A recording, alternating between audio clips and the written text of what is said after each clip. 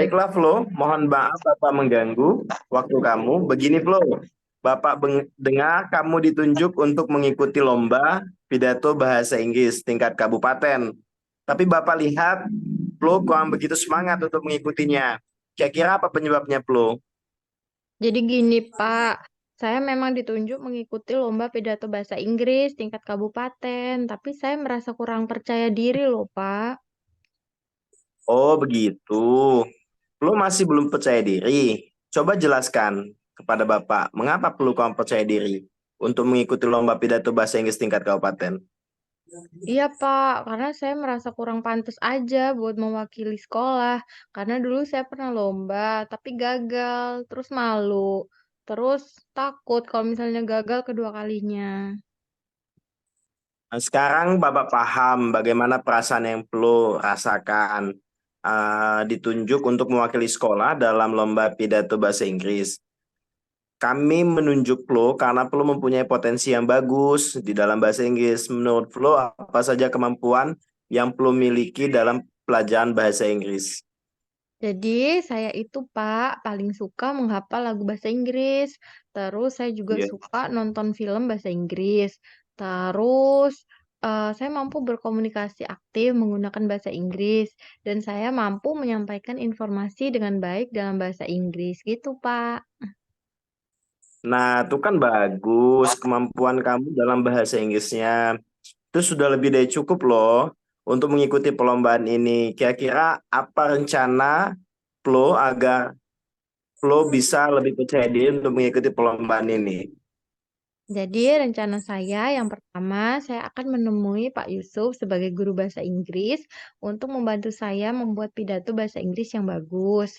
Kemudian yang kedua, saya akan berlatih berpidato di depan cermin supaya saya lebih percaya diri. Nah, selanjutnya saya juga akan mencoba untuk berpidato di depan Pak Yusuf dan teman-teman supaya saya lebih percaya diri dan mencoba untuk menghilangkan rasa trauma saya atas kegagalan saya waktu dulu ikut perlombaan pidato bahasa Inggris, Pak. Bagus sekali. Ternyata rencana kamu luar biasa dan Bapak yakin kamu mampu lebih baik dari pengalaman yang pernah kamu alami. Apakah kamu sekarang sudah merasa lebih percaya diri untuk mengikuti lomba pidato bahasa Inggris di tingkat kabupaten? Insya Allah, Pak. Saya sekarang lebih percaya diri untuk bisa mengikuti lomba ini. Terima kasih ya, Pak. Sama-sama, Plus. Semoga dalam persiapan perlombaan berjalan dengan lancar ya. Dan nantinya kamu betul-betul siap untuk mengikuti lomba ini. Selanjutnya, adakah komitmen kamu terhadap lomba ini? Jadi, komitmen saya untuk persiapan lomba ini, saya akan berlatih sungguh-sungguh dengan Pak Yusuf. Dan juga saya akan berlatih dengan guru bahasa Inggris di luar sekolah, tempat saya les, Pak. Mudah-mudahan ini bisa menjadi jalan ikhtiar saya untuk bisa menjadi yang terbaik dan bisa membawa nama baik sekolah dan keluarga, Pak. Bapak sangat setuju sekali dengan komitmen kamu, Flo. Mudah-mudahan kamu sukses dan bisa jadi juara. Terima kasih, Pak. Ya, sama-sama. Terus, Baiklah, di sini saya akan memberikan komentar dari observasi proses praktek coaching yang telah eh, Bu Plo dan Pak Aris lakukan ya. Ada beberapa komentar yang akan saya berikan. Yang pertama, untuk tujuan itu sudah jelas, bagus dalam pemaparannya. Selanjutnya, pemaparan yang diberikan dapat membuat coachi menggali kemampuan yang dia miliki sehingga bisa percaya diri mengikuti lomba. Selanjutnya, untuk rencana aksi, itu pertanyaan yang diberikan coach bisa membuat coachi mengutarakan rencana-rencana yang akan dilakukan untuk mengatasi permasalahannya. Dan yang terakhir, eh, komitmen yang akan dilakukan coachi dapat mendukung untuk mengatasi masalah coachi. Jadi secara keseluruhan dari praktek yang dilakukan Bu Plus ya dengan Pak Aris itu sudah menurut saya sudah cukup bagus ya, semuanya sudah termasuk komplit Ada semua dari rencana aksi, tanggung jawab, tujuan, dan identifikasi masalahnya semua sudah mencakup di sana. Mungkin itu saja, lebih kurangnya saya mohon maaf. Assalamualaikum warahmatullahi wabarakatuh. Waalaikumsalam Waalaikumsalam warahmatullahi warahmatullahi wabarakatuh. Terima kasih wabarakatuh. Bu Marinda. Sama. Lanjut. Bu Marinda, bolehkah saya meminta waktunya? Saya mau bercerita tentang apa yang saya alami tadi ketika pelaksanaan supervisi oleh pengawas. Baik Bu Ratna, apa yang mau Ibu ceritakan tentang kejadian tadi? Begini Bu, saya baru saja mendapatkan teguran dari kepala sekolah yang menerima laporan dari pengawas yang melakukan supervisi saat saya mengajar. Pengawas sekolah yang melakukan supervisi tampak keberatan ketika saya mengajar tanpa buku teks. Saya mengajar dengan memanfaatkan sumber-sumber belajar lainnya. Ketika diingatkan pengawas tersebut, saya menyampaikan jika saya tetap mengacu pada kurikulum walaupun tidak menggunakan buku teks. Pengawas tersebut tampaknya tersinggung dan memberikan laporan tentang hal itu kepada kepala sekolah. Oh, begitu, Bu. Kira-kira hambatan apa yang menyebabkan Ibu tidak menggunakan buku teks? Saya sudah terbiasa mengajar dengan cara tersebut dan materi yang saya ajarkan sudah saya kuasai. Apa kelebihan yang dirasakan Ibu saat tidak menggunakan buku teks? Saya merasa lebih bebas dalam menyampaikan materi dan hal-hal tersebut adalah sebagai implementasi dari Merdeka Mengajar. Kalau boleh tahu, pada saat mengajar, Ibu menggunakan sumber belajar apa, Bu? Saya menggunakan sumber belajar dari internet seperti video pembelajaran di YouTube, artikel ilmiah di internet, Bu. Menurut Ibu, apakah menggunakan buku teks dapat menghambat eksplorasi murid? Kalau saya pikir-pikir kembali, penggunaan buku teks tidak akan menghambat eksplorasi murid, bahkan bisa jadi memperkaya referensi murid dalam mengeksplor materi pembelajaran. Saya setuju dengan Ibu. Masih kagak. Mana sih?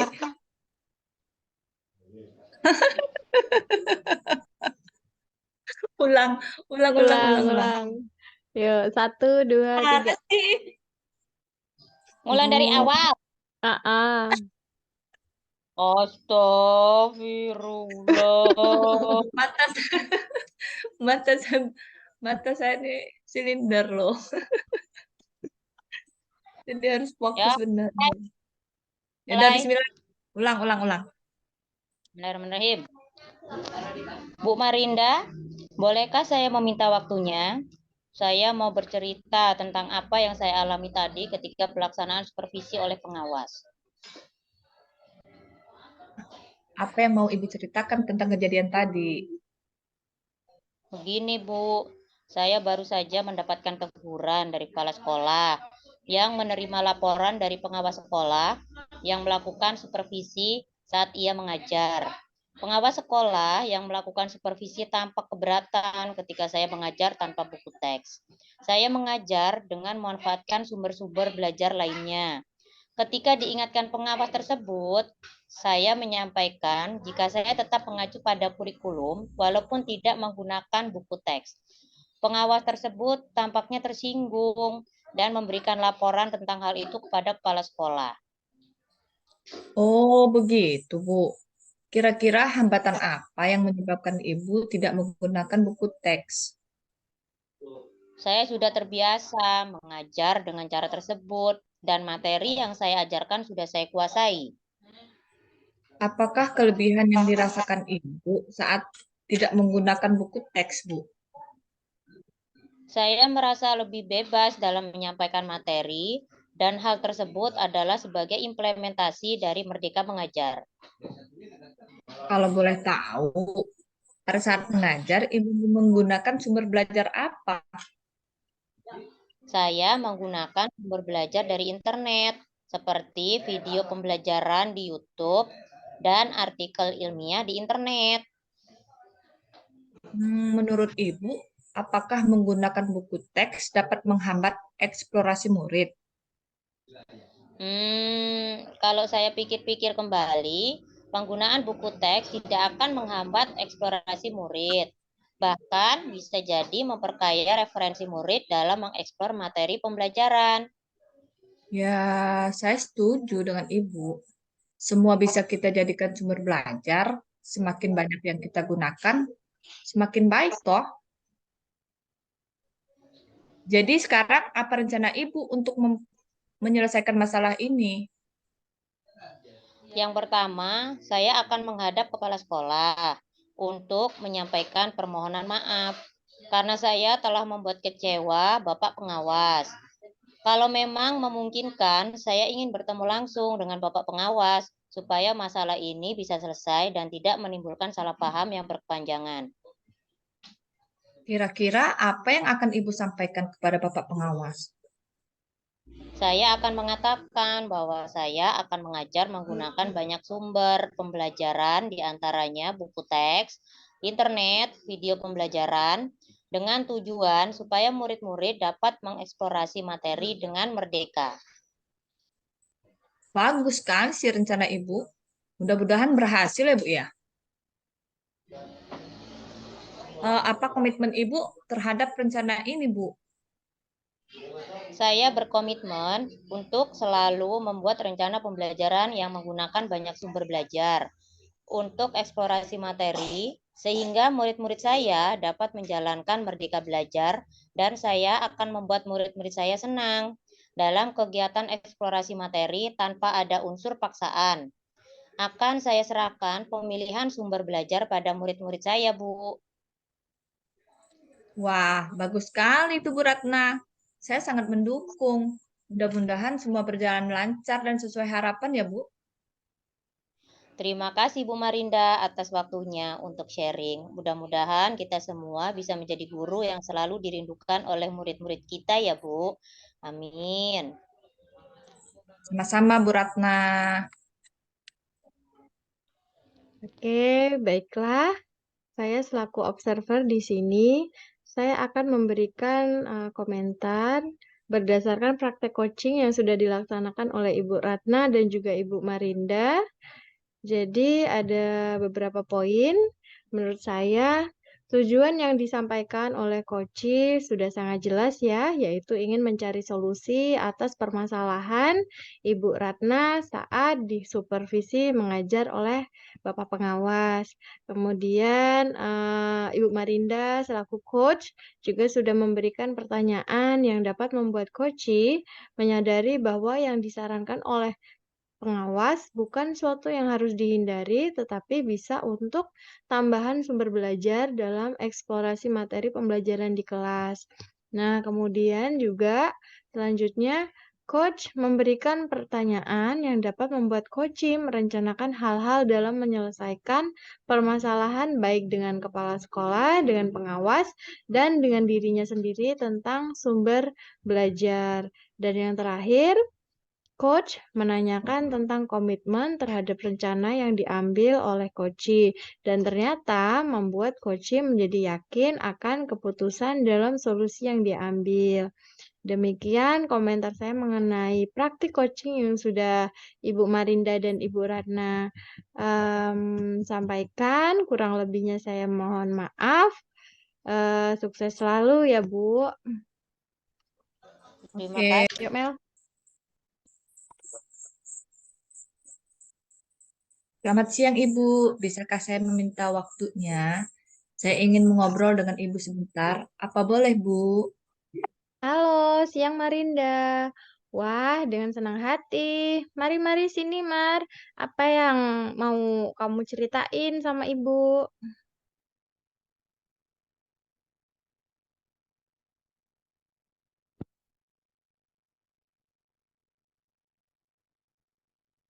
Lah, ngelek. Mana sih? Gini loh Bu, kan dalam suatu mata Ulangin, pelajaran. ulangin tadi nge-lag. Bu Marinda nggak ada Si sinyal. makan malah nge-lag nih gimana sih? Bu Marinda, Bu Marinda nge-freeze. Yuk ulangin. Bu Manar, pikirkan Bu. Yuk Iya. ulangin. 1, 2, 3. Oke. Selamat siang Ibu. Bisakah saya meminta waktunya? Saya ingin mengobrol sebentar dengan Ibu. Apa boleh, Bu? Halo, siang Marinda. Wah, dengan senang hati. Mari sini, Marinda. Apa yang mau diceritakan sama Ibu? Begini loh, Bu. Belakangan ini, saya merasa tidak nyaman dalam suatu mata pelajaran. Hal tersebut sangat mengganggu pikiran saya, Bu. Loh. Oh, kira-kira apa yang Ibu bisa bantu dan apa yang kamu ingin capai di akhir diskusi kita? Saya hanya ingin mendapat solusi loh, Bu, dari masalah saya, Bu. Terus ada lagi? Kira-kira saya ingin memperbaiki cara belajar saya, Bu, agar mendapatkan nilai yang optimal dan merasa nyaman ketika belajar. Oke, sebelumnya bisa kamu ceritain hal apa yang membuat kamu merasa tidak nyaman dalam suatu mata pelajaran? Gini, Bu, saya bingung, Bu. Saya merasa belakangan ini saya diperlakukan tidak adil oleh seorang guru, Bu, dalam hal pemberian nilai ulang. Apa yang membuatmu merasa tidak adil dari guru tersebut? Eh, Begini, les privat dan sebagian besar murid di kelas mengikuti les privat tersebut, kecuali saya, Bu. Bisa dijelaskan lebih lanjut apa yang membuatmu merasa tidak adil dengan gurumu membuka les privat tersebut? Saya merasa bahwa nilai yang diberikan tidak adil. Para murid yang mengikuti les, para murid yang mengikuti les, saya ngeblank. Ulang ah, ulang ah. Hah? Piye ta Bu? Udah gijan wes. Udah sekali Payah lagi. itu. Yuk ulangin. Ulang Satu, ya, Mangan ulang ya. mangan dulu kuwi mau. lalatan bulune Pak Guru.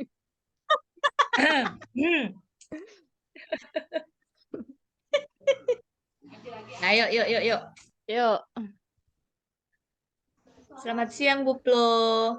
Bisakah saya minta waktunya? Saya ingin mengobrol dengan Ibu sebentar. Apa boleh, Bu? Halo, siang Marinda. Wah, dengan senang hati. Apa yang mau diceritain sama Ibu? Begini, Bu. Belakangan ini, saya merasa tidak nyaman dalam suatu pelajaran. Hal tersebut sangat mengganggu pikiran saya, Bu. Oh, terus kira-kira apa yang bisa Ibu bantu ya? Dan apa yang ingin kamu capai di akhir diskusi kita? Saya hanya ingin mendapat solusi dari masalah saya, Bu. Terus ada lagi?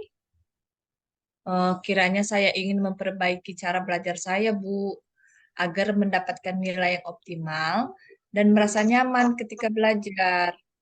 Oke, sebelumnya bisa kamu ceritain hal apa yang membuatmu tidak merasa nyaman dalam suatu mata pelajaran?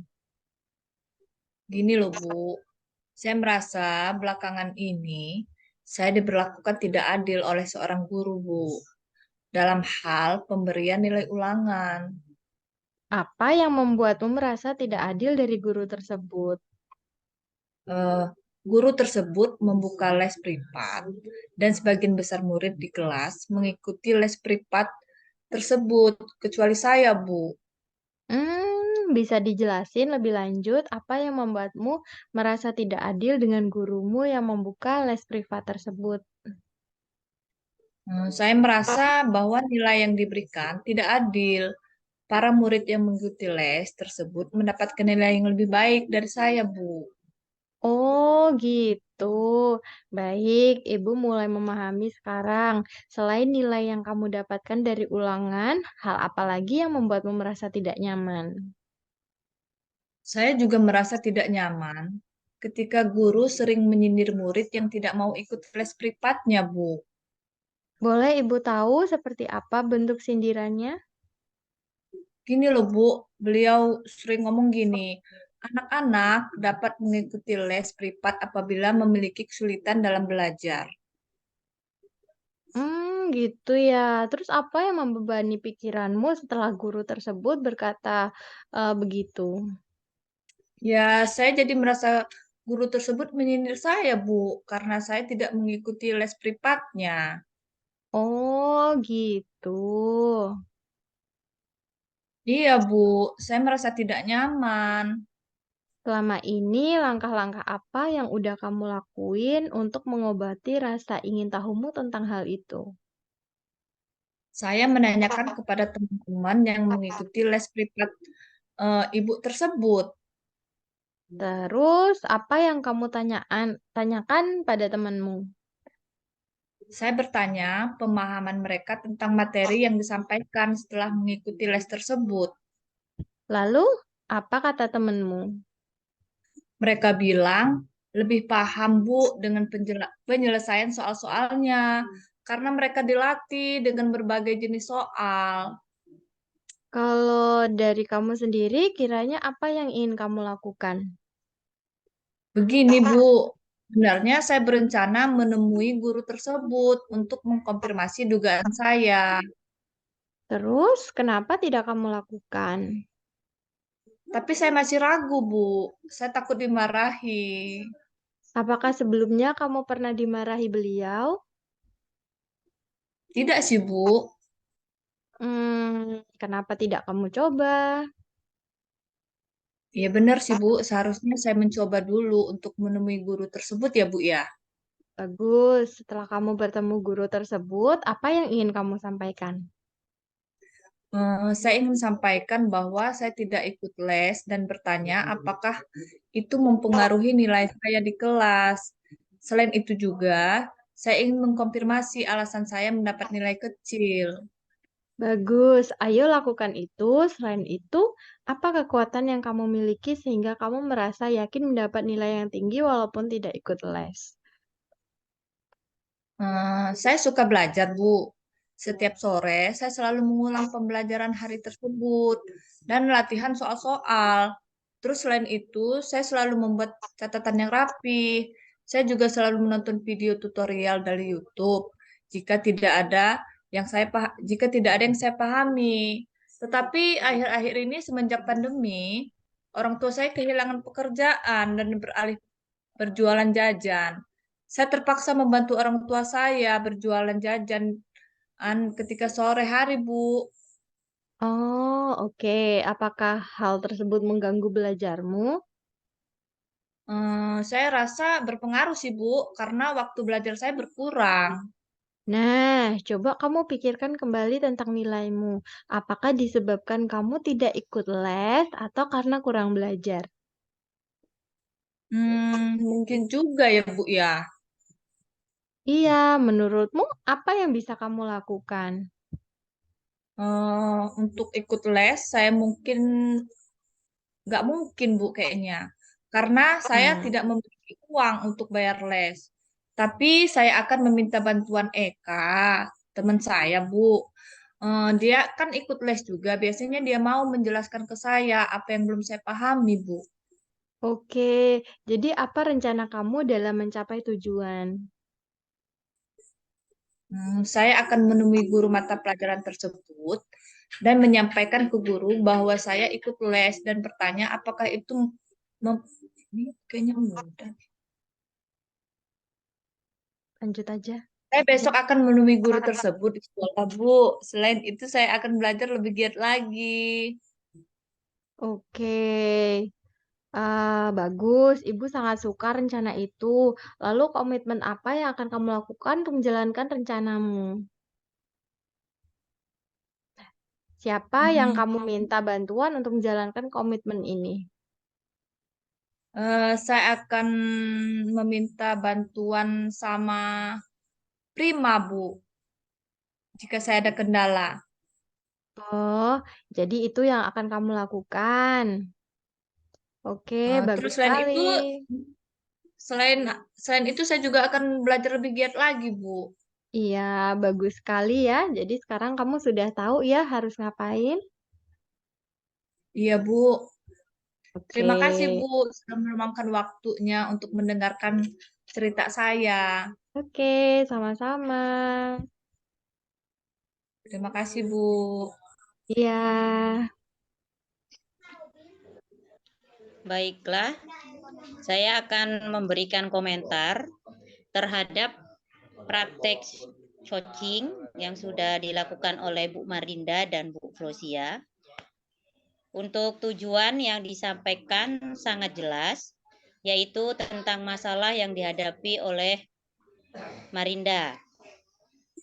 Guru memberikan pertanyaan yang dapat membuat murid dapat mengidentifikasi masalah dan potensi yang dimiliki oleh murid. Pertanyaan yang diberikan oleh coach membuat coachi untuk bisa membuat rencana aksi agar dapat menyelesaikan masalah dengan baik. Pemberian pertanyaan berupa komitmen yang akan dilakukan oleh coachi membuat masalah bisa diselesaikan dengan baik dan bisa dipertanggungjawabkan. Demikian untuk komentar dari saya sebagai pengamat terhadap praktek coaching yang sudah dilakukan oleh Bu Marinda dan Bu Flosia. Terima kasih. sama Bu.